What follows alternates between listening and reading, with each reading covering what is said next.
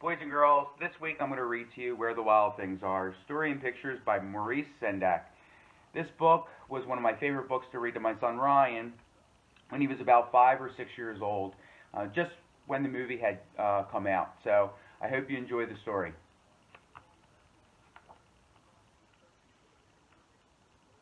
The night Max wore his wolf suit and made mischief of one kind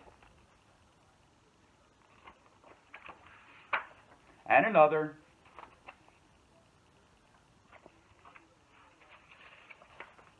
his mother called him Wild Thing, and Max said, "I'll eat you up." So he was sent to bed without eating anything.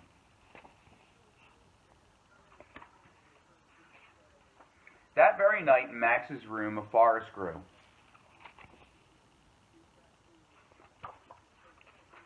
And grew.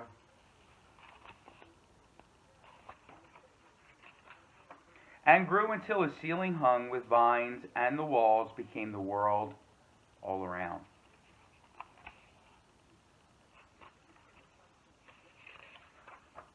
And an ocean tumbled by with a private boat for Max, and he sailed off through night and day.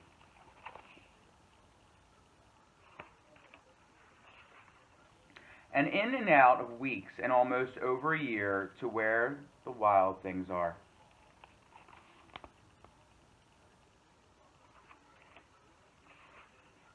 And when he came to that place where the wild things are, they roared their terrible roars and gnashed their terrible teeth and rolled their terrible eyes and showed their terrible claws.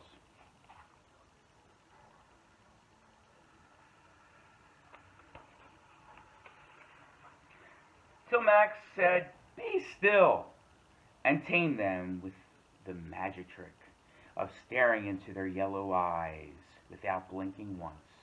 And they were frightened and called him the most wild thing of all, and made him king of all wild things. And now, cried Max, let the wild rumpus start.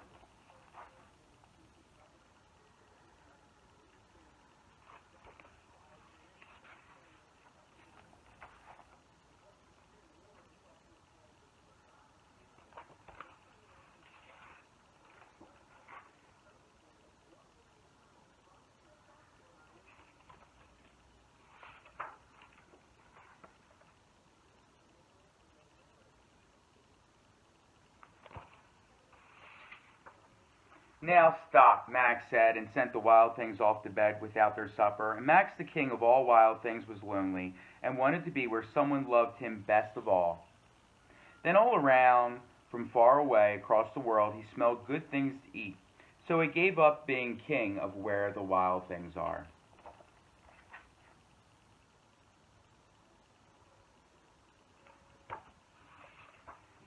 But the wild things cried, "Oh, please, don't go. We'll eat you up. We love you so."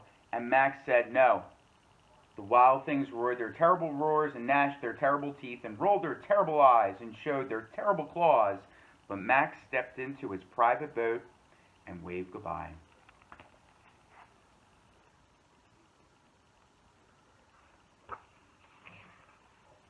And sailed back over a year and in and out of weeks and through a day.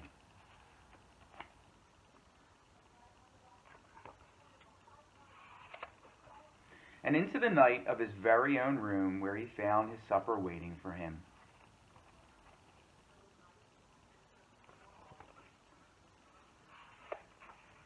And it was still hot. The end.